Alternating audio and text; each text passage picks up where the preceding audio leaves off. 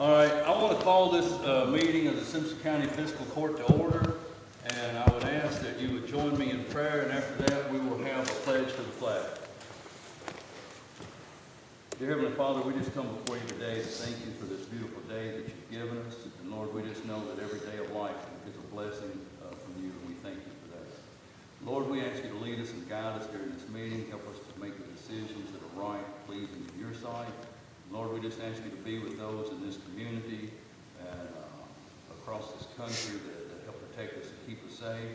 And Lord, we especially pray right now for the things that are going on over in the Europe, the Russian invasion. God, we just ask that you would watch over and keep those people safe. Lord, that you would help us to make the intervention that needs to be made there. Father, I just ask you to lead us and guide us during this day. And most of all, we thank you for your Son, Jesus Christ. And we ask all this in his name. Amen. Pledge allegiance to the flag of the United States of America and to the republic for which it stands, one nation, under God, indivisible, with liberty and justice for all. All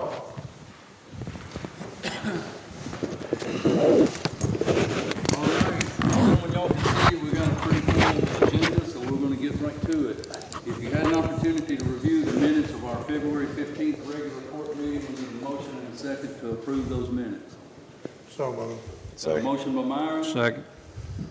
second by Scott. Any question or discussion? All in favor, aye? Aye. Any opposed? That motion carries. Next, gentlemen, we have with us, I gotta get my microphone on, nobody can hear me over the World Wide Web there. Next, gentlemen, is we have Miss Jada Freeman from the Sheriff's Office. We got the Sheriff with us, but I know the Sheriff's not coming up to do this part. Okay, so we have Miss Jada Freeman from the Sheriff's Office to bring the Sheriff's fee settlement statement, and we'll let Jada fill us in here. All right, your report should be on your portal for you to view. I'm here to present the Sheriff's Office 2021 fee settlement. We have several fee-based services at the Sheriff's Office. Some of those include vehicle inspections, CCDW applications and renewals, civil paper process, and transport of prisoners with felony charges. Our fees are collected, recorded, and dispersed on a monthly basis. And if you look at your sheet on the far right, you'll see a total for the entire year.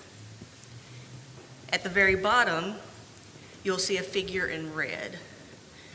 This figure is withdrawal or withheld because of payments that are returned from customers. This is usually after the payment's been dispersed and we have to go back and collect that. So for the 2021 year, the Sheriff's Office turned over $846,611. And all I'm here today is just to ask you to accept this settlement for our upcoming audit. So gentlemen, we don't vote to approve it, we just vote to accept the fee settlement presentation. And if, like Jada said, it's subject to audit. So we need a motion and a second. So motion. Got a motion by Scott and a second by Nate. Any questions or discussion? Just one quick, what was the percentage of the collection rate percentage? We were over 98% collected. Wow. Great job. Yeah, even better than last year. I didn't know if I just missed it or if we hadn't. No, but, we were just shy of 99%. But that's great. Y'all That did a is great very job. good. Each year we get better, and I think it's, the notices that we send out really help, so Great. we're getting better. All right. All right, so we've got a motion and a second. Any other question, discussion? All in favor, aye? Aye. Any opposed? That motion carries. Jada, thank you. Thank you. Y'all have a good day. Thank you. All right, next we have the county clerk's 2021 fee settlement. Beth, are you or Grace coming to present, or both of you? Grace won't come up here? You don't want to be on camera, Grace? What? Swing that camera around so everybody can see that. Now, so we got our county clerk, Beth Lanster, to present the 2021 clerk's fee settlement. And I think you gentlemen have a copy of it in front of you. And Pam has the check, so I didn't give it to Mason. She tried to give me the check, and I'm like, no, I do not handle cash. Or checks. We had our Or MVR checks. audit, and it all went well, and once we closed out our 2021 year, there was an excess of $20,765. So, that's it. Good job. Good job. Good job. Good job, Ben. Now, if our population had been over 20,000, we would have lost that 68,000. 68,000. Is there any other cost that or any other, No. it would be the 68,000? It would be the 68 we get from the state, and they stopped us at 19,524. Yeah. So they said it would hold this year and probably next. And the tough thing is there, like, if you were at 20,020 people, you lose that money, but those 20, or essentially it would be, what, 500 and yeah. some people difference from what our current rated population is.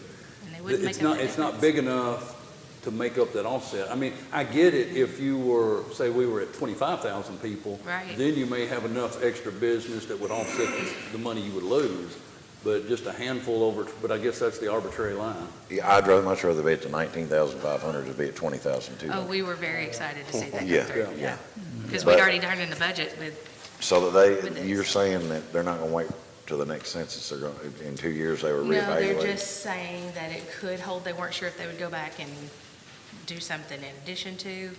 They didn't know. That was Yeah. basically the answer was they didn't know. And most likely, Marty, there will be a population adjustment prior to the next 10-year census. Oh, yeah. Yeah.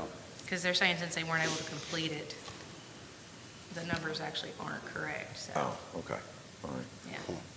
All right. Pam, did we already have a motion in a second, or no? No. I didn't think So so. moved. So we got a motion by Marty to accept the clerk's fee settlement, Second. Myron. second by Myron. You got good hearing, Sam, because I never heard it. Any other question or discussion? All in favor, aye? Aye. Any opposed? That motion carries. All right, thank you. Well done. Tell all the ladies at the clerk's office, well done. Next, gentlemen, if you had an opportunity to review Budget Ordinance 220.235, we need a motion and a second for second reading and passage of that budget ordinance number 220.235. It would be amendment number 5. So move. Got a motion by Nate, Second. second by Myron. Any question or discussion on that? All in favor, aye? No. We have to do a roll call on a zone change, on a Ordinance. ordinance. Nathaniel Downey, Yes. Myron Thurman, Yes. Scott Poston, Yes. Marty Chandler, Yes. Mason Barnes. Yes. Next, gentlemen, if you had an opportunity to review zone change ordinance number 920.120, we would need a motion and a second to have first reading of that ordinance, changing zone change from ag to I-2. This is on Witt Road out at the state line, which is already filled with warehouse buildings and things of that nature. So move. Got a motion by Nate, Second. second by Marty. Any question or discussion?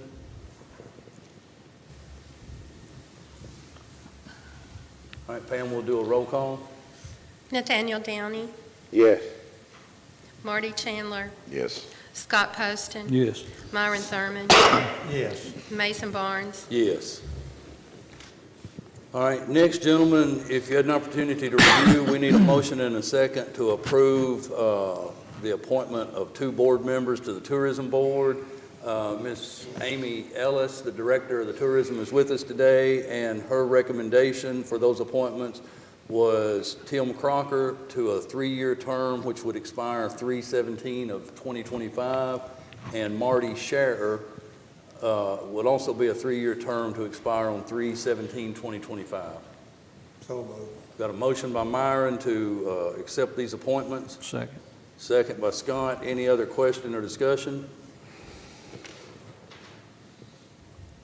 All in favor, aye? Aye. Any opposed?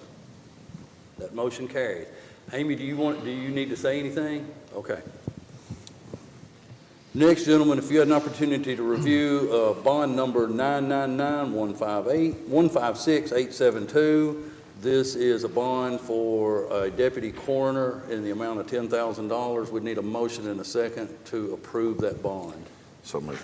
Second. Motion by Marty, second by Nate. Any question or discussion? All in favor, aye? Any- Okay, any opposed? That motion carries. Now, gentlemen, we're down to the point that, if y'all recall, we had had a discussion about wanting some information on the possibility of a splash pad at our community park. And so we've got Mr. Johnny Kane with us today from Bluegrass Recreational Products, and he's going to come and talk a little bit, and we have some time for some questions, but Mr. Kane said he would be willing to hang around. If anyone had questions after the meeting, he'd be glad to talk with you.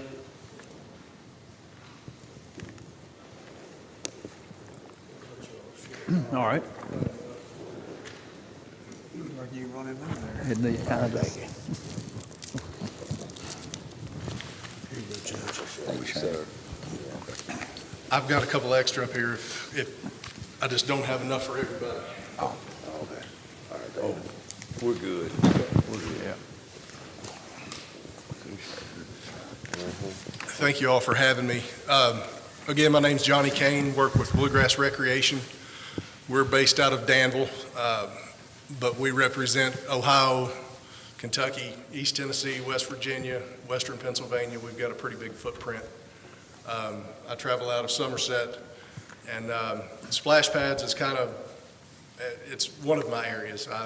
All of the splash pads kind of run through me.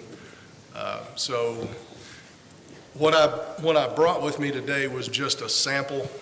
You had talked about just kind of getting the groundwork Yeah, to see if it's a project. we're at the very, very preliminary Sure. part, just trying to figure out if we can do it, if so, what makes sense. Right.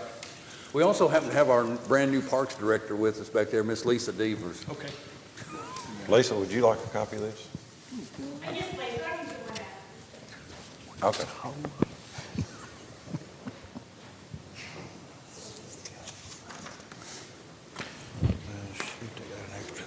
So briefly, with a splash pad, you're looking at two different types of systems.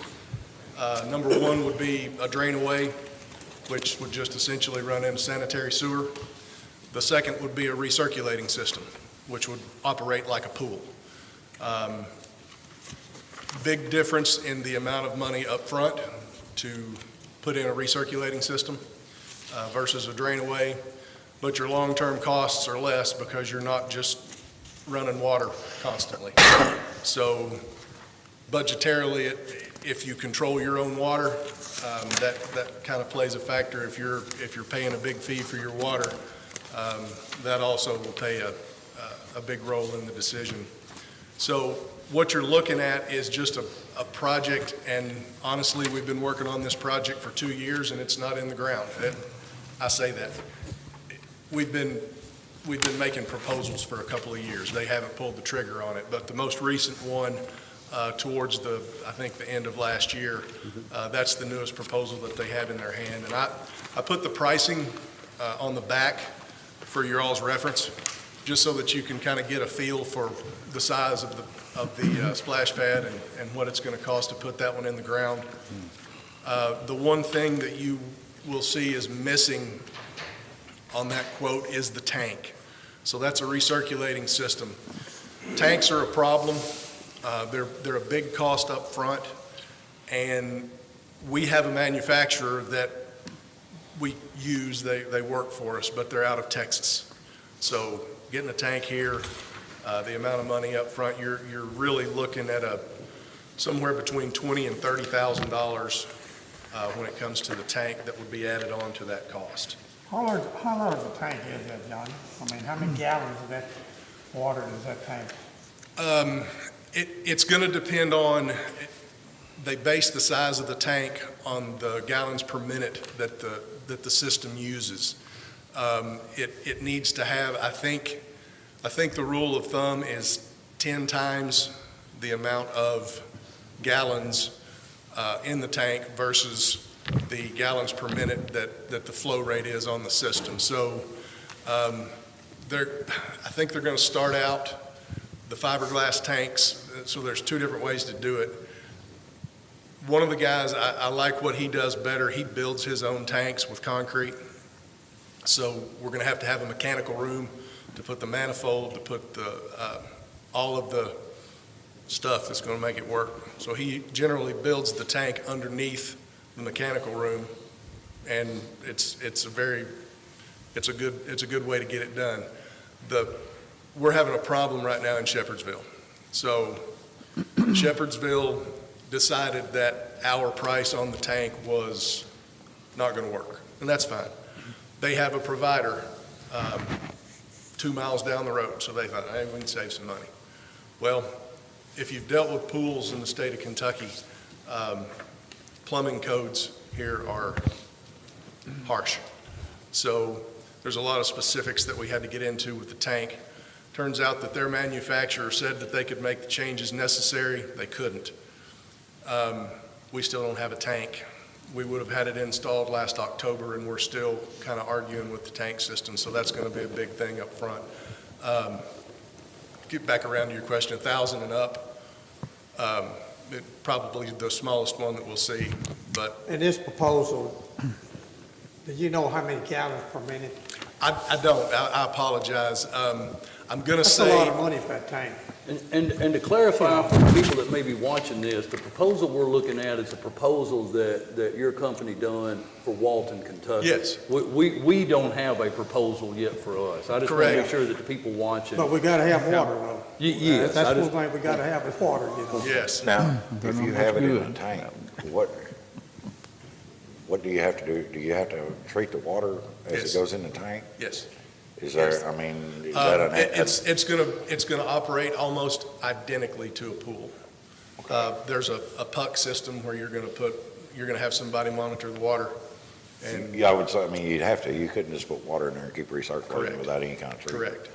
We're going to divert, there's a rain diverter that's part of the line item that you see there that's going to take the stormwater and drain it to sanitary sewer and not contaminate the water that's in the tank. But yes, it's a daily. So this would need to be close to where you could hook onto the sewer then? Correct. Okay. The way that the assumptions that I make are within 50 feet of sanitary sewer, within 50 feet of water, within 50 feet of electric. You're also going to have restrooms, no matter which system you choose. So the spot that you choose, it probably needs to already have a functioning restroom there. Well, if not, that'll be an added expense. It would. Not included It in your would. guide. They will not approve it. Now, I have a question, and I'm not really sure how to ask this question. I mean, I know how to ask it, but I'm not sure the correct way to get what I'm trying to get. Sure. This proposal for Walton, Kentucky, like, what is the size of this pad? Like how many feet I of think area it's does it? 2,000 square feet. I think it. Okay, does it say on here? It says 40 by 50 rectangle. Yeah. Okay. And that's going to have a dry apron around it. Depending upon what you want, the functionality of the area outside the splash pad, we'll pour an 8-foot dry apron where you can put chairs or whatever. So that size, is this like the average size, or It is this is. on the lower end? No, or- there are a lot smaller. And the dollar value, if you look at the line item, your WTS at the bottom is your water treatment system. We use a company called VacPack. They're very proud of what they do. And I'll be honest with you, one of the subs, my favorite sub, builds his own, and there can be a savings there, so we're not having to ship something from VacPack. So as I let him price, I price that without him.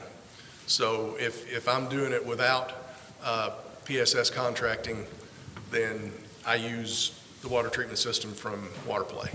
If I use him, I turn everything over to him, and they put in the big, like the one in Somerset. Okay. the Here- huge parks. Here's another big question I have. So let's just say, I guess my question is, what would you actually need from us to put a proposal together for Simpson County?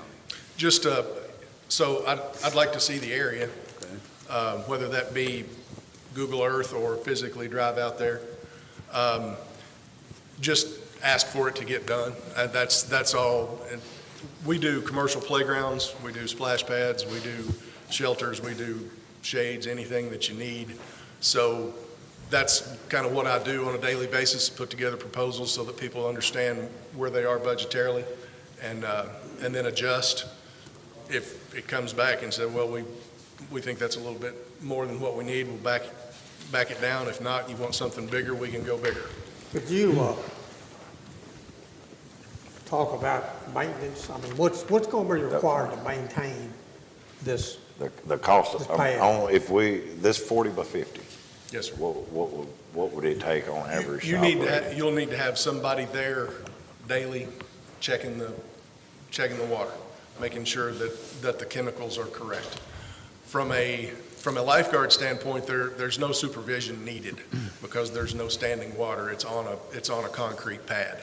So from that standpoint, it's not like a pool. You don't have to have the manpower to supervise everything. You can turn it on and go. We'll set the timer for you. There won't be water going to it. Let's just take a hypothetical. It'll start at 10 a.m. It'll cut off at dark, or however you want to do it. We have actually the ability to put LED lights in the ground features. If you wanted to do, rent it after dark, it's a pretty neat feature. But a lot of people don't like things to go on in the park after dark.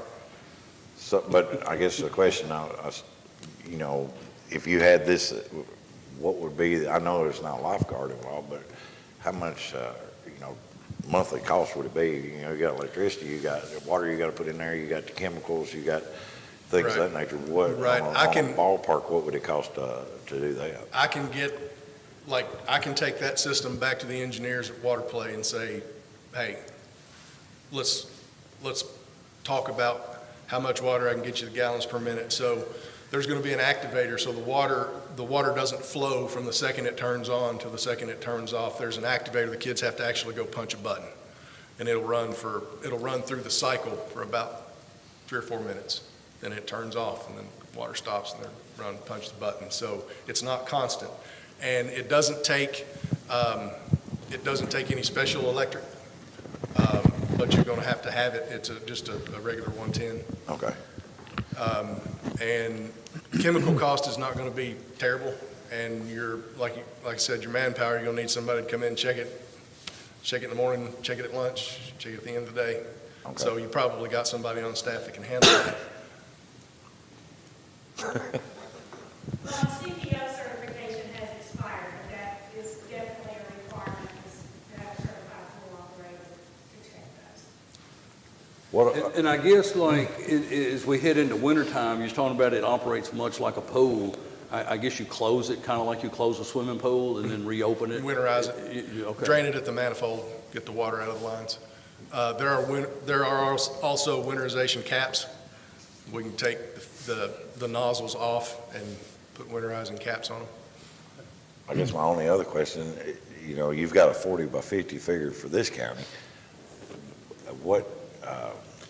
How many people or how many kids do you think, do they say you can utilize this safely? I mean, is it 30? Is it 100? I mean, I don't know. Yeah, in the playground world, we would come in with a proposal and it would say designed for 56 children.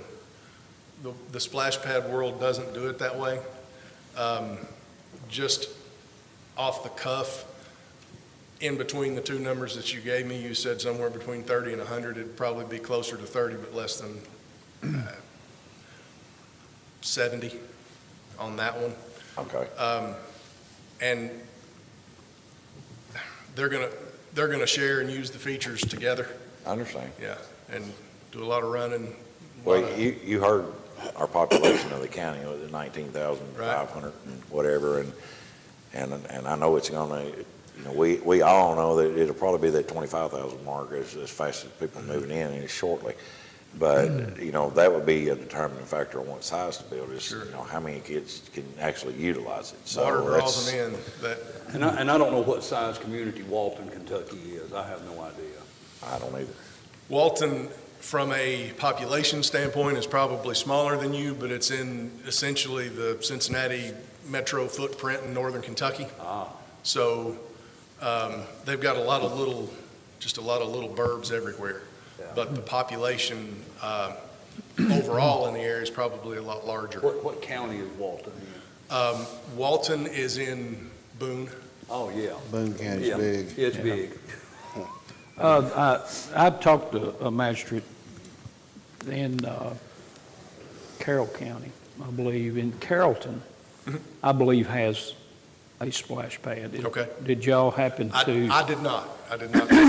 Okay. Now, it could have been a splash pad before I joined Bluegrass 4 years ago Yeah, it could have that we did, because we had about 17 in the ground before I joined. been.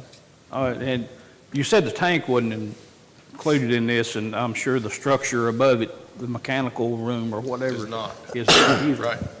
So generally, we're in an area where they're either building a restroom or have one existing, and we can use the chaseway between the restrooms Right. as your mechanical room. Yeah. Okay. Okay. But I'll hang around in the hallways afterwards. You can ask whatever you want, and I brought some catalogs that I'll leave as well for you to take a look at. Johnny, I appreciate it, and I'm sure, Lisa, you heard him say, and gentlemen, he said he'd hang around a minute if we had questions.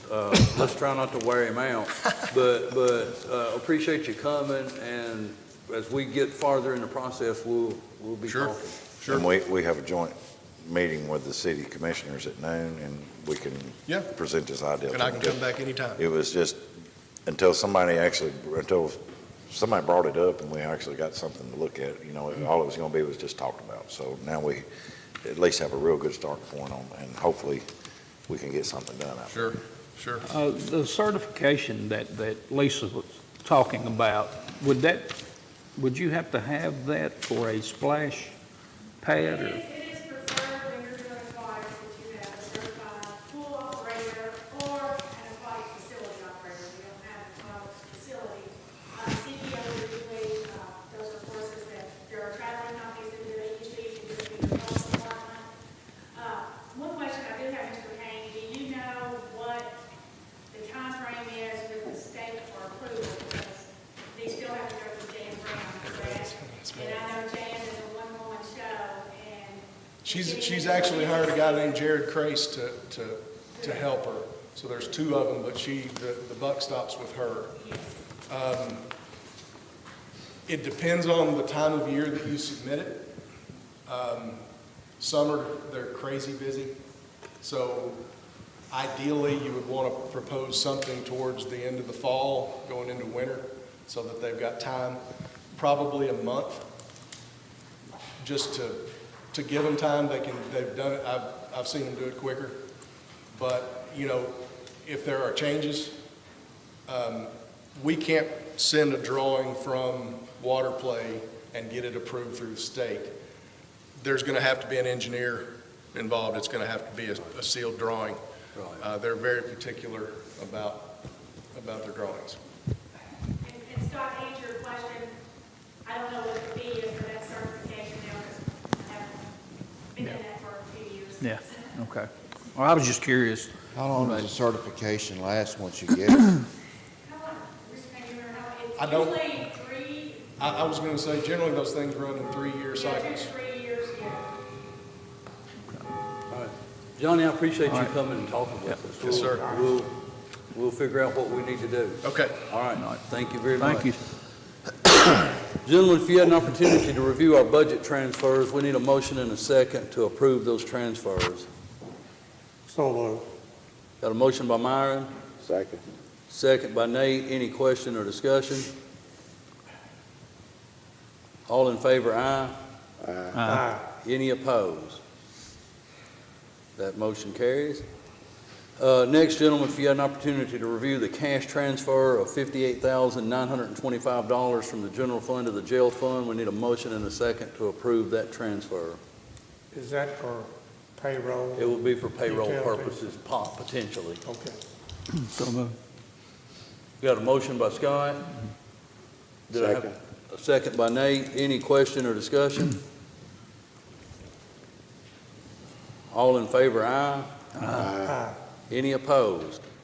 That motion carries. Then, gentlemen, if you had an opportunity to review the bills and claims, we need a motion and a second to approve those claims as presented. So moved. Got a motion by Myron, Second. second by Nate. Any question or discussion? I have one. Okay? The coroner training, how long was Alex in Louisville? The coroner training, how long was what? He in Louisville? Because that's seemed like a high amount for, I would have to ask, I don't, okay. Yeah. It just, the $1,150, it just kind of stood out at me. was there any registration involved in that to training? Michelle does all those claims and checks all those. Okay. Any other questions or discussions? All in favor, aye. Aye. Any opposed? That motion carries. All right, gentlemen, y'all bear with me just a minute. I've got several things here to go over. One, if y'all remember, OEM director brought the presentation about the life jacket stands at low water crossings and everything. So I sent that material list in, and the quote come back, it was about $475 for the material to do it. So that's the cost you would be looking at for the material per station. Bob kind of started to volunteer, Bobby and his guys, to build them, but I don't think they ever got that far. So I mean, I don't know. I'll let Bob talk about that more. He's going to have some things to talk about, so I'll let him talk about that more. But the cost of the material is going to be approximately $475 per And station. we were talking about building two. Do what? And we were talking about building two. Yeah. Okay. And the one they got them to quote was the one that come up and had the little roof over it.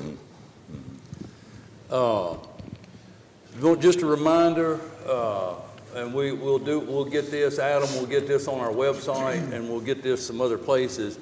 But the driver's license pop-up out at the community park will be March the 10th, which will be a week from Thursday, and they will be running from 9:30 to noon, and then again from 1 to 3.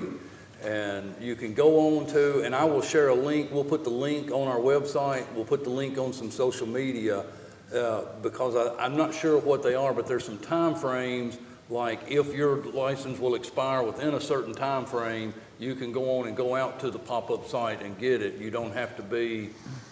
Somebody just told me that the slots were all filled that they checked this morning. Really? Wow. Yes, I had someone call the park yesterday asking about it, and I looked it up on the site, and I shared it from their site. Yeah? All the slots are filled, Well, that's wonderful. so hopefully we can have it in. Yeah.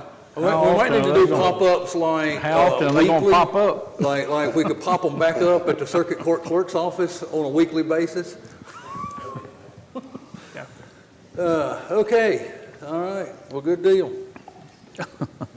All right, one thing I just wanted to make sure you guys were aware of, I guess evidently in the last day or two, or maybe it was toward the end of last week, the governor signed House Bill 212 into law, and that moves the start of reapportioning for fiscal court districts to May of 2023. So I can't answer today what that may do to whoever may win the magisterial races. Well, we know these two are going to win. So, Tough race. Yeah. you got a tough one. But I can't say what it may or may not do to your district, but it's not changing prior to the election. They'll begin the reapportionment in May of 2023. I just wanted to make you guys aware that we did receive a thank you letter from South Central Kentucky Technical College for our ongoing support of the On Track program. They're appreciative of that. One thing, if you guys, you got a paper, it's got a big W with Waterman up at the top. And so I'm sure all of y'all are aware, our facilities maintenance personnel is indisposed at the time with his wrist. And I'm trying to help as much as possible to take care of some of this, but we've had some issues at the Goodnight building, mainly in the Renaissance room on the first floor, and we need to, we had someone come and look at it, the roof repair, and the quote was not to exceed $2,745 to make those repairs. So I guess really we do need a motion and a second to authorize those repairs at that Goodnight building. Correct.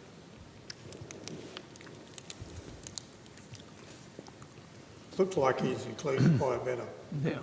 It looked like a lot of work to me for $2,700. yeah. Okay, so, well, we gotta fix it. So I'll make the motion. All right, got a motion by Scott to authorize these repairs with Waterman. Second. Second by Myron. Any question or discussion? All right, that motion carries. Then, gentlemen, I just want y'all to be aware, another paper that I laid in front of you today has a copy out of our paperwork for the joint meeting today with the city. We've been in some discussion, and Nicole and I have been in the discussion with the city manager, city attorney, and their finance officer. It appears that at the way we originally set the payment structure, we were going to have to pay a little over $80,000 in finance fees, in interest. We talked with them, really with the way we're funding this, there's really no need to pay those interest fees. And they said to avoid that, we could do a 50% deposit on the upfront. Of course, we've already paid a portion, but we could pay that other 50% deposit. We'll talk about that in more detail in that joint meeting, but I think it makes sense to go ahead and pay the 50% deposit because there's no reason to pay the interest. Mason, when will we start seeing things happen? I mean, this, when you look at the total dollar amount. Yesterday, Okay. and Bob will talk about that real briefly. We had a group from Motorola here yesterday doing site evaluations and towers. They were looking at the tower site, and so I mean the ball is rolling, and it's a lot like, and the sheriff may be able to speak to this more than I can, but getting the equipment together is going to take a little bit of time. Well, this is kind of a surprise. You know, the $82,000 finance charge was not discussed. Motorola did not discuss that when we went through their presentation. But, you know, $1.4 million, that's a lot of money.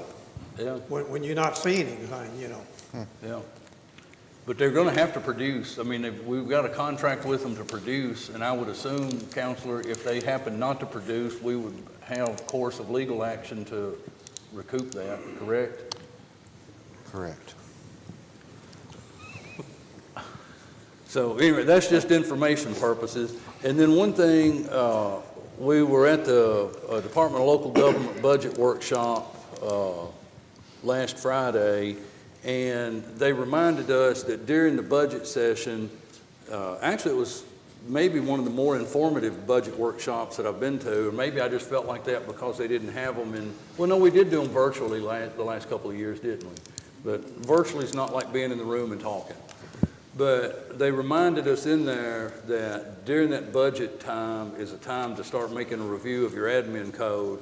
So I've given all of you a copy of one of the amendments that I think we probably need to make to the admin code. And I don't necessarily need action or want action on it today. I just want you guys to be aware of this possible change. But if you have questions about it, I mean, right now is the time to talk about it. And just so everyone knows what we're talking about, Section 3.13 of the Administrative Code, Status of Employment, is adding the language that no county employee, full or part-time, shall be employed by any outside vendor or supplier of goods and or services to any department of the Simpson County Fiscal Court. makes perfect sense. Okay. All right, gentlemen, that's all I've got. Myron, you have anything? Yeah, a couple of things. Out in South Simpson, out there close to the county line, Tennessee line, we've got a water situation there. Bobby, is that Rogers Road? Part of Rogers Road is blacktopped, part of it is gravel.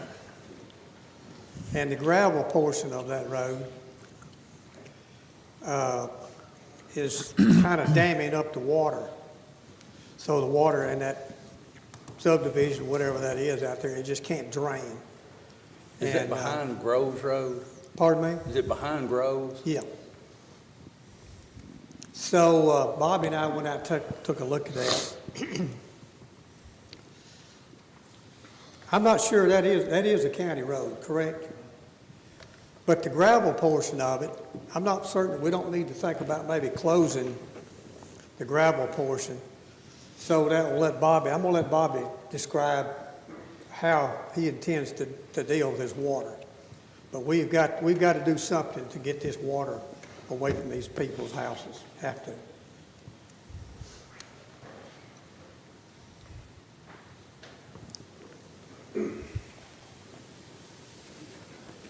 You have runoff from 31W that goes into that pay lake, and from that overflow in that pay lake crosses Groves Lane, then goes down behind Groves Road, and then crosses the end of Rogers. And the problem is there's tiles in that road, but the land is so flat, it can't get away fast enough, even though the tiles are there and open. And that road is built up about 2 foot or more, and it just acts as a dam. And even though the tiles are open, the field that drains into is so flat, it just doesn't have enough, there's just not enough elevation to drop to make it flow.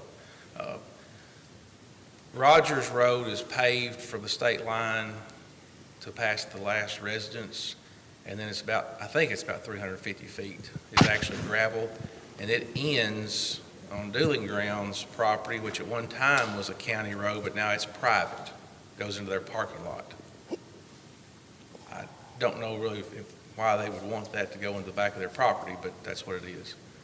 But we maintain it somewhat, but it's always a headache. And my suggestion, if we didn't have that section of road, we could take those tiles out, cut that road down, and let that slope just feed on out. We'd eliminate that damming of it there. So you're saying that's a private road, No. or it used to be a county road, now it's a private road? At one point, you could turn in the far entrance of what's now the parking lot of Dueling Grounds parking lot, Mm-hmm. travel towards the interstate, hang a left, and go to the area we're talking about now. Okay. So that's still open, but it actually feeds into one of their service lanes that goes back to the back of their property. So it wouldn't flood their property or anything? No, they're built up, Right. and they have a berm at the end of their property that diverts water down to this area. Right. Okay. Well, you know a lot more about it than I do. If you recommend it's what needs to be done, I'm fine I'm with just, it. there's not a good, I know the people have trouble with water. There's also an area in that property that needs to be a ditch line needs to be cleaned out that we can do if it's off the right of way, but it needs to be done. But still, the roadway being built up like it is just dams it up, and we can't get it away quick enough. Okay. So, Well, we don't vote on your day-to-day activities, so I mean, you know what needs to be done, if that's what needs to be done to fix it. the question is my suggestion would be to take those tiles out and cut that road down, just have a waterway through it. So that would eliminate your travel path. So the question is do we no longer make that a county road, or can we keep that as county maintenance without traffic being able to cross it? How much use is on it now? I have no idea. Okay. I wouldn't think that a person a day drives across it. I think wouldn't this know why. goes back, I'm going to defer this question to the counselor. If we maintain a county road, even if it's whatever condition it's in, can we eliminate use of it? I mean, yeah, you can always,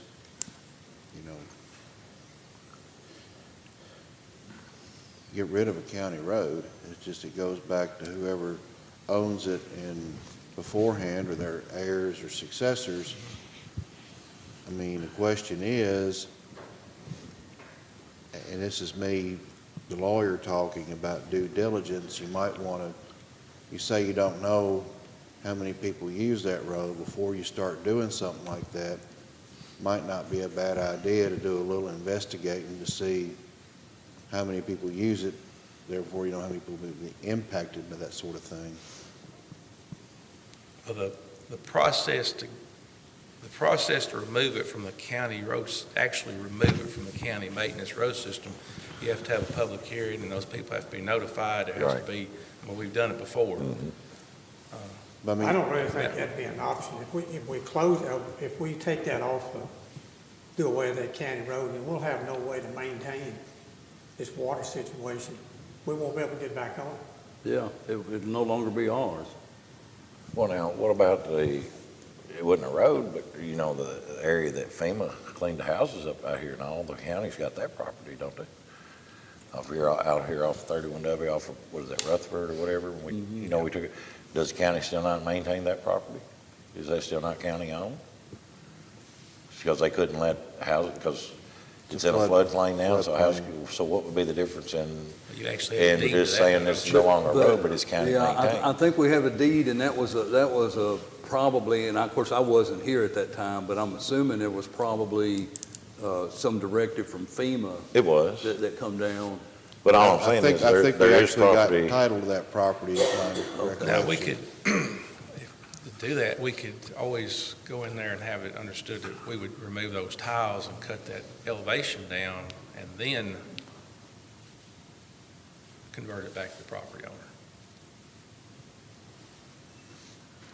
Once again, I would still respectfully suggest you do some homework and figure out how many people this is impacting, because this is one of these things I would suggest you need to look before you leave.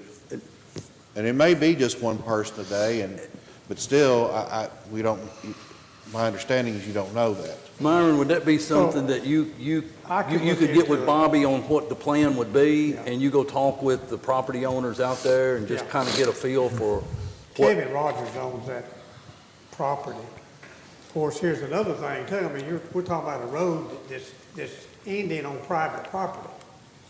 I mean, technically, that road's not going anywhere. But do they have access? Yeah. You don't want to landlock them either. Oh, they're not landlocked. Well, I don't, you know it, I don't. Yeah, Do they have entrance into their property other than that road? Yeah, Okay. it's blacktop, you know. and of Well, course, why don't you I'll get with Kevin and we'll just say, okay. But I'm just saying, I would suggest before you do anything, you do a little homework on the impact of what you're proposing would have.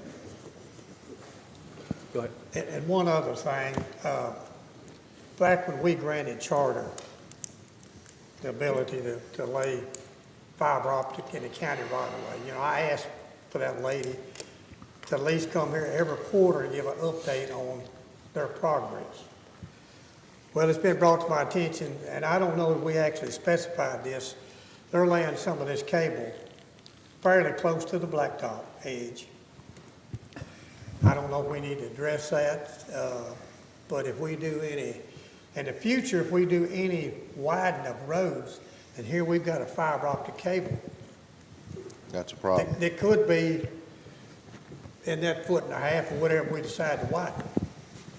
And I think maybe now they may be coming back, but I think north of town, there's where they pull up big rocks and stuff, and rocks sitting in people's yards. That's not acceptable. No, and I think they're aware of that, and I think they understand that they have to make that cleanup. But having a fiber optic cable this close to the edge of a blacktop, that's not a good thing. I don't think we specified. We specified the depth, didn't we? Couple feet. There was or did about we- a depth. Yeah. You know, I would think they would voluntarily want to have it deep enough not to be disturbed. And I've been out through Vance's Mill and 622 or 621. I've been out through there. I've paid attention to where they're putting it. I've not seen any just 6 or 8 inches from the road, but, It's pretty, yeah. okay. Well, I That's know concrete, that's a problem. when Fastnet come up and Bruce come up here, we told him, you know, on areas he was gonna do to talk to Bobby before he did anything on the roads, just to make sure it was back far enough or there was, you know, so I guess who's putting this in? Well, Spectrum. Charter Communications is doing it. I don't know who they've contracted with to do it. Well, if it's the same kind of people that's putting up the EPB and Warner Electric over the top, they're just going in and putting it up the best way they can, and they're not putting the wires high enough in places, and you know, you had to call and they had to come back, and then they're still not raising it up enough. So we dealt with Charter on letting them do it, but they obviously didn't pass along to the contractors that are putting it in. So somebody needs to contact Charter and say, look, if you continue putting it in and we pave this road, it's going to be your responsibility. If something happens, or we dig a ditch and we get into it, we're not going to be responsible for it because you haven't asked. Yeah. You know, your contractors haven't asked where to put the line. Myron, I'll see if we can get the lady with Charter maybe back at our meeting in 2 weeks. Good. Okay. And that's the lady at Spectrum that was here, Yes. right? Yeah, I've spoken with her, and she said if we have any issues Yeah. at all, make sure just to give Yeah. her a call. Yeah. And she would, but the folks out there are tickled to death That they're getting. that they're getting the internet, so. Only a couple other things. I've talked with Bobby about some signage for some trucks on Vance's Mill Road. They're having a lot of big truck traffic going through there, and they'd like to see some signs on each end. You're gonna cut commercial traffic out, y'all need to address that. There's something needs to be on record that we can do that. That's what we've done in the past. Yeah. That's what we did on Gallatin, Russellville Road, Coomer Road. Yeah. Yeah. So that's, I mean, we can't stop the farmers and their grain. no, I think if we talk about commercial truck traffic, we're talking about, Agriculture deliveries are, yes, Right. deliveries, they go that. I think it's where they're going tomorrow. right. Well, the roads are just so narrow, and, you know, they're concerned that they're having to get off the road, especially as wet as it's been. That's an issue, so. I don't know. I told them I'd bring it up. But I think Bobby's right. I mean, we need to have a Yeah. motion if you want to place them there, I'm good with it. I mean, Yeah, I'm good putting them there. Does it have to be by ordinance to have any teeth to it as far as citations? Like for speed limits or anything to be able? Yes. If you're going to be citing somebody to violating the law where they have to come to court, yes, because you're violating, that's the quote-unquote crime or violation. You're violating a city or a county ordinance. Therefore, if you're wanting to do something where you cite people to court, you're going to need an ordinance. Sheriff's deputies won't be able to cite somebody unless they got an ordinance to cite them that they're violating.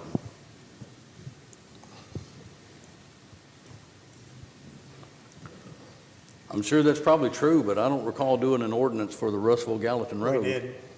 Well, we did run some speed limits. Yeah. That have been altered, but in looking back, Yeah. That was probably my mistake. I should have pointed that out then. But that's a good point, Pam. I think you're right.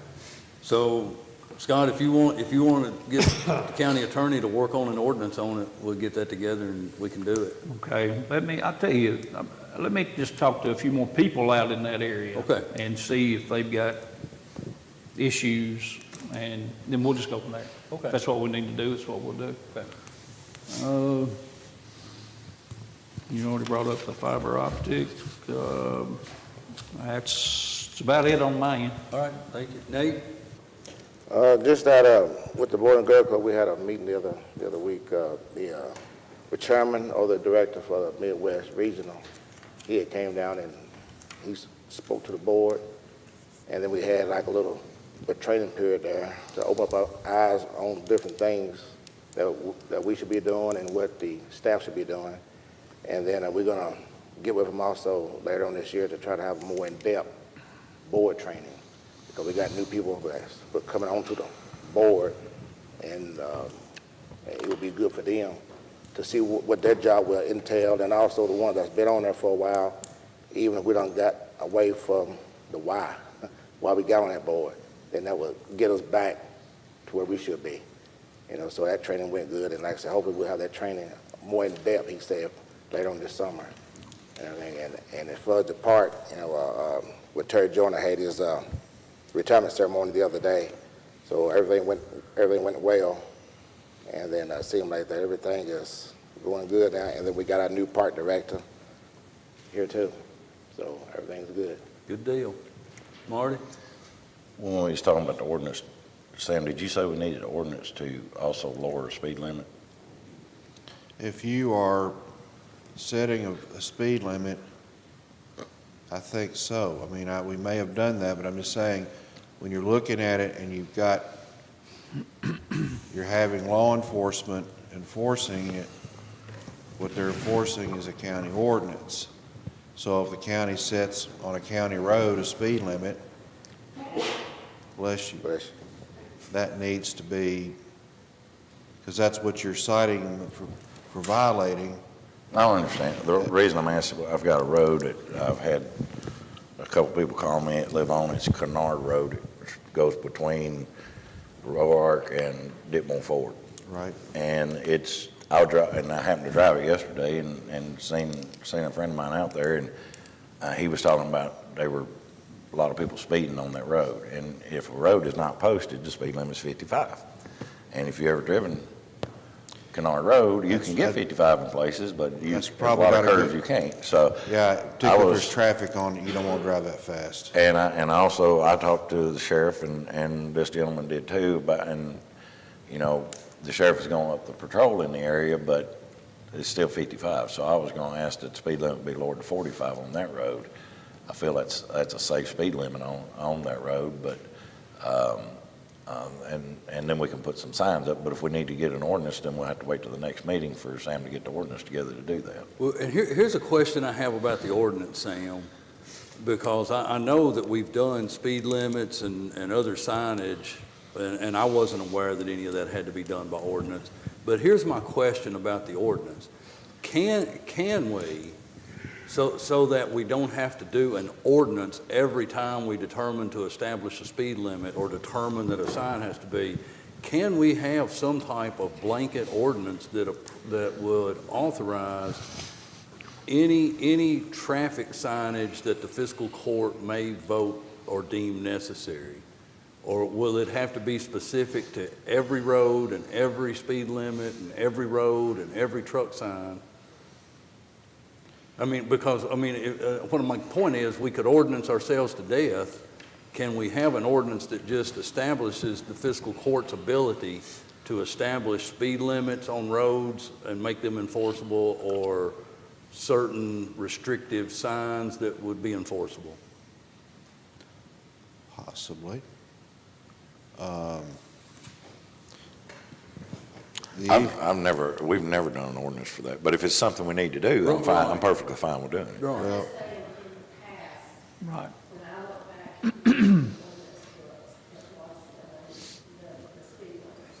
Can you check into that to see if we can establish some type of, I guess it would be road traffic or however it needs to be worded, but some type of traffic ordinance that would be all-encompassing to whatever action fiscal court may deem necessary on a particular road at any point in time? sure.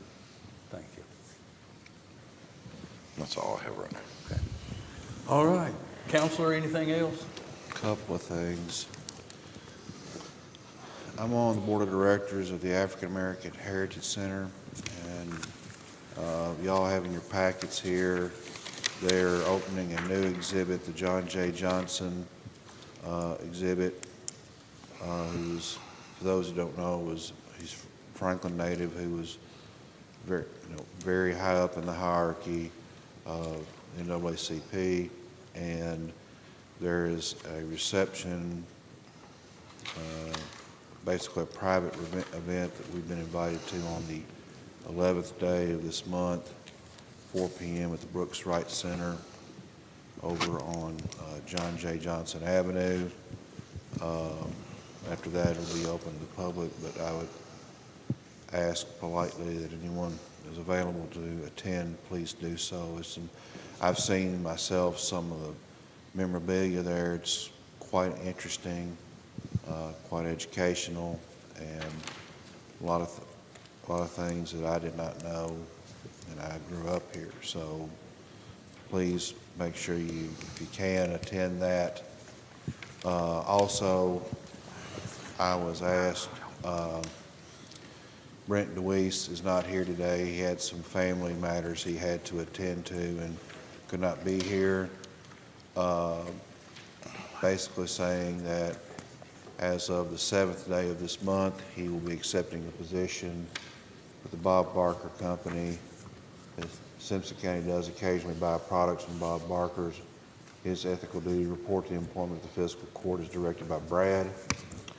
Of such, we've acted in the past. I have no part in business conducted between Simpson County and my outside employer for either side. Bob Barker has agreed that Simpson County will deal directly with the company and no commissions will be earned by me nor any sales representative of Bob Barker while I'm mutually employed. I have no other financial interest in the Bob Barker Company. I'm simply an area representative covering outside areas outside of Simpson County. I don't own any shares nor do I have any financial stake in the company. At this point, I would like to tender this letter at his request to clerk. What you might. Yeah. I keep forgetting I'm tethered. Yeah, I forgot to put mine on this morning. And so, one other thing, taxes, we're in the month of March now, and if you have not paid, it sounds like there were not that many of them out there, but there's still some who have not paid. You're even later, and the fees go up.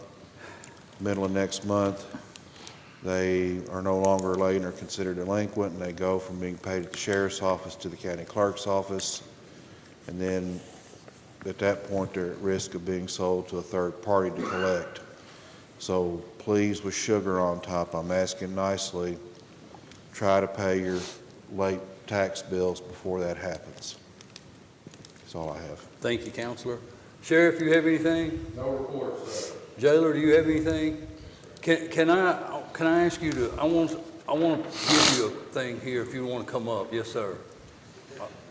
In a couple of meetings ago when we had about the phone contract thing, we approved them, but there's some things, and I've highlighted them here.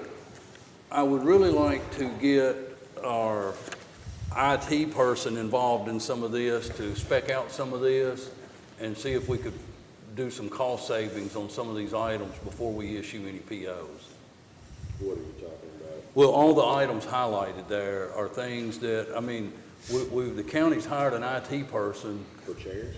Well, the chairs, we can go through Staples. If you can spec them out, we may be able to get them. That's who we went through. Okay, well, on the IT stuff, I'd really like you to work with the county IT person to get some of this spec'd out to see if we could do any cost savings at all. Because we can't issue any PO. Right, I mean, the check just come yesterday, so Yeah. it'll have to be amended in before we can even do any I POs. don't have a problem with that. Okay. Chairs is an IT thing. Well, I mean, I just Yeah, highlighted yeah, them because there are I'm things that with we you. can procure that I thought maybe we could save some money Yeah, on. I'm with you. Okay. Brent sent a bunch of jail policy and procedure amendments. Does that fall on the approved by this report? Yes, I thought that was actually on the agenda, just approving our policy procedure, which is And, That's and, just standard there. and some of these guys that ask, but I think we do this every year. We did. I need it for when we have our jail inspection.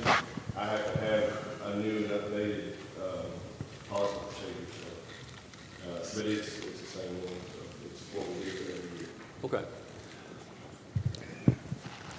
So, yeah, I'm sorry I overlooked that. We didn't have it really listed under regular business, but we do need a motion and a second to approve the annual jail policy and procedure amendments.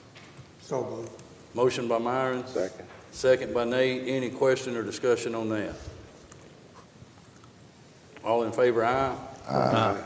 Any opposed? That motion carried. All right, Bob, anything with emergency management?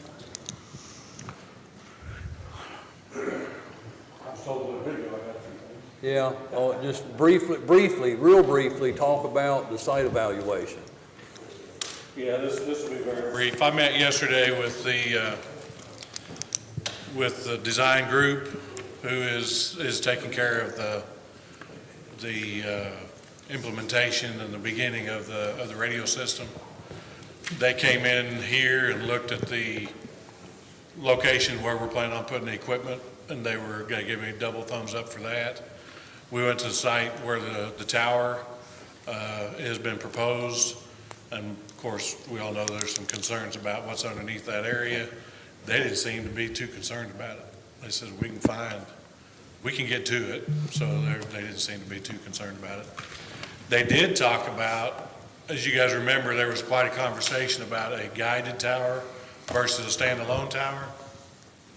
And the tower engineer was discussing the difference in upfront costs versus maintenance over time and all that. And he's actually going to do a proposal, so we could wind up with a proposal to do a standalone tower within the costs that we've talked about. So that kind of excited me a little bit because it's more money up front, but less expense over time to maintain it. So it was a really good meeting. The department heads and the city manager and the county judge, the end users, we've got a meeting scheduled again with them for a design meeting on the 24th to discuss more in depth just to kind of kick it off at the user level. Make sure that this group knows exactly what our needs are, expectations, that kind of stuff, so that any conversations that haven't already been had about what we need or want will be had then, so everybody's on the same page as we move forward. But Myron, you talked a little bit about the expense up front. I was thinking a bit ago, they're talking about ordering equipment, radios and all that stuff now. I'm sure they probably wanted to get a pretty good handful of money to be able to pay for those radios. That makes you feel a little better. Yeah, that and the tower, so. $1.4 billion piece of paper. Yeah. And the interest was going to start from that day, and that's what we're trying to avoid is interest, because they do have to have that money up front for buying equipment. And they talked about splitting it up like 50%, the first half, like 50%, 30%, 20%, but we didn't realize that there was actually going to be interest accrued, and when we hit that, like, no, we don't want to pay interest. I think there's going to be a lot of activity on their side that's going to be invisible to us for a while. But I'd say after our meeting on the 24th, the orders will go in for the radios and all that stuff. And after that, we'll start seeing deliveries of stuff and that kind of thing. Didn't they say like 18 months or so from the time we... To be fully operational. Yeah. Yeah. So that we had our kickoff meeting yesterday, and I feel like it went really well. So I'm excited about that. The life jacket stand, I've talked about having road department guys if Bobby wants to build that, but there's also sitting back there thinking anybody that might volunteer, we might see if kids from the high school that's in woodworking or whatever those classes are, maybe they could build them for us. So if we're good to go, if you guys are approving to do 2 of these things, then I'll start looking for somebody to try to build them, and we can get those up. Hopefully, I'd like to have them up before we start seeing people hit the creek. Do we want to wait until after the joint meeting and ask the city if they'd like to participate in this with us? Because the sign that's going on, if we pay for it jointly, there'll be a City of Franklin and Simpson County Fiscal Court on it. If we just pay for it, and they may not want to do it, but it's not a lot of money, and it's going to be right up by the boat ramp, so I didn't know if they'd want to do it or not. Yeah, I'm gonna answer that, Marty, with a yes and a no. Okay. Yes, we can, and I think it's a great idea to offer them the opportunity to participate with it. No, we can't in this meeting, because again, where we have these Oh, it's not on, regularly yeah. scheduled, this regularly scheduled was at City Hall, but for space purposes, we moved it here, so it becomes a special call. So it's not on the agenda, so we can't really ask them, I mean, in the meeting. I mean, I think if the court said, hey, why don't you just send them a note and say, hey, do y'all want to participate? I mean, I think we That'll be can. fine. I'd say proceed with it, and if they want to participate, that'll be fine, and, if, you know. I'll start I just don't looking want, I don't want any of them over there thinking we're just, you know, not a lot of money, but there'll be something out there, you know, at each one of them. Yeah. If they want to put their name on it, I think they would want to, but I didn't, you know. Well, and then we're doing 2 of them. We could put city on one, county on the other, whatever. So yeah, I'll start reaching out to see if Bobby's interested, or if he wants me to look around and see if anybody else might be interested in volunteering to build this. So, and the last thing is, in the last few, and I talked to the judge about this for a minute yesterday, and he said bring it up in this report. I'd say in the last 2 or 3 months, I can't tell you how many requests I've had, people, organizations, not businesses or anything like that, but extended governmental agencies like maybe child care centers, which they're not governmental agencies, but we have a vested interest in them. There's a lot of desire, people looking for somebody to teach CPR and AED classes. And I know in the past, there's been individuals that have done this, and they charge for it. And I don't want to step in the way of anything like that, but I think there's a void that I'm starting to see, that there's a void in our county for somebody to teach these classes. And I just wanted to bring up that I'd like to research to see if it would be, if there's any liability, if the Emergency Management Agency had a couple of instructors that would offer a class a couple times a year. Again, like I said, I'm not trying to, it would not cost, the only cost that we would incur would be pass through, because for the cards are what, $12, $13 a piece. Every year or two, there'd have to be $400 or $500 of updated materials, that kind of stuff. But there's a couple of us in my agency that are trained to teach this through HSI, and I'd like to look into it to see if this is something that because I think there's a void that there needs to be somebody that can offer this. Like I told Mason yesterday, I'm not looking to add more to my plate, but if we got some people out there that need, because some, daycare centers and them, they got to have certified people. Yeah, And every employee at the daycare has to be certified. And I believe that there's been some people that have had to go all the way to Western and get CPR classes from somebody at Western, which probably cost them quite a bit of money. So that's just something I'm looking into. And I told Bob yesterday when he talked to me about it, I don't necessarily have a problem with it, but I would like for the fiscal court to hear the discussion and say yay or nay, how you felt about the emergency management office offering CPR training. And my initial feeling about this is that I would choose couple times a year, each year, and just offer it. And if we have, because you can only have so many students per class. So like in the spring, if we had 30 or 40 people, then we set up so many classes to cover that, and then I wouldn't teach another one until maybe. Right. So it's just something I'm looking into. Is this something, you said you wasn't gonna charge for it? Yeah, I mean, as far as my time, I would be doing it as through the Office of Emergency Management, and I'm paid by the taxes already. So that's the only cost incurred by the individual would be them paying for their card. Right.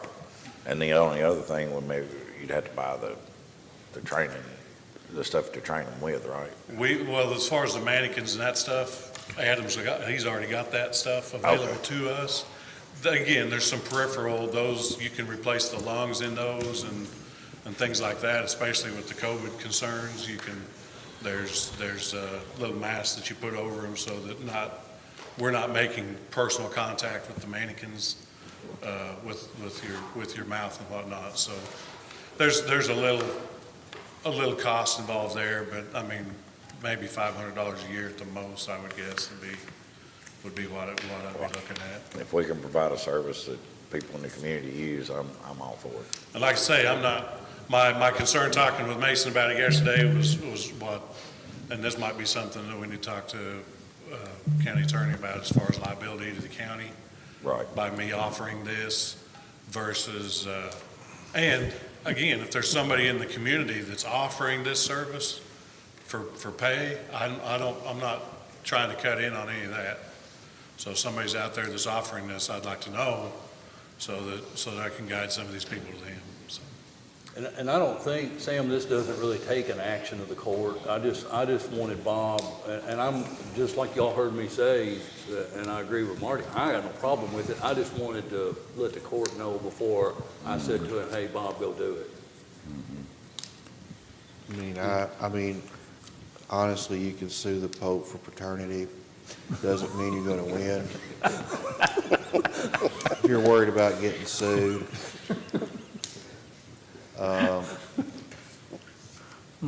That's what Rich Ornstein's for. I think the odds of us getting sued are rather, at least I hope, are rather remote. And I'm all for people knowing how to use the defibrillators. I'm all for people knowing CPR. Do you guys have any reservation? No, I think it's a good idea, because this is another prime example for us being a servant to our own community.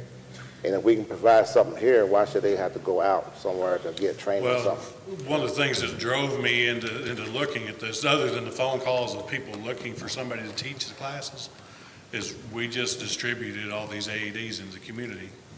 And the CPR that we teach also includes the AED training. So we'd be teaching people how to use the equipment that we just put in the communities. As long as you're certified, I mean, I don't see the. Are you gonna be the only one offering the training? Adam and I are both certified instructors. Okay. I mean, because the only thing I see is you may get overloaded. Well, and that's what I'm saying. That'd be the only thing, because if others are charging $100 and you're doing it for free, and I'm completely fine with that, but all I'm saying is you may get overloaded. If somebody else is charging $100, I just assume they go there because I don't want to cut into their business. Right. So if there's somebody else out there that's offering it to charge for it, I don't want to be in competition with them to take their business away from them. That's not what this is about. But I've had a number of, I've had some people from like the Welcome Center, the state employees at the Welcome Center a year ago called me. I've had some child care centers call saying they can't find any place to get it. So if they can't find it anyplace else, might be a good way to say it. If you can't find it anyplace else, I was considering maybe twice a year offering it and then just. And you just limit the class load. Well, I mean, we're limited to the amount that we can instruct at a time anyway, so. But it sounds like you're good to do it. The only question I have, do we need, if we're gonna do the stations, and I'm good to ask the city, do they wanna participate? I pulled the quote back up. I'm sorry I didn't print this out. Per station, the material was $464.25 was the quote on it. So you're talking about two of them being a little under $1,000. Do we need to make a motion in a second to approve that if we want to do those two stations? I'll make the motion and include in that motion that the city be asked if they want to split the cost. Okay. So have a motion to purchase the material to do two stations. Second. Mark. Myron second. Any other question or discussion? All in favor, aye. Aye. Bobby, I won't leave you high and dry. I'll actually pull out some tools and come and help you. All right, Bob. That's all I got. Thank you. Thank y'all. Thank you, Bob. Nelson, anything with the fire department? You're all good. Bobby, anything else with the road department?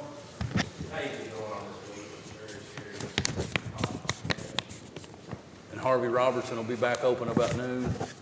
Hopefully. Okay. Carter, anything with planning and zoning?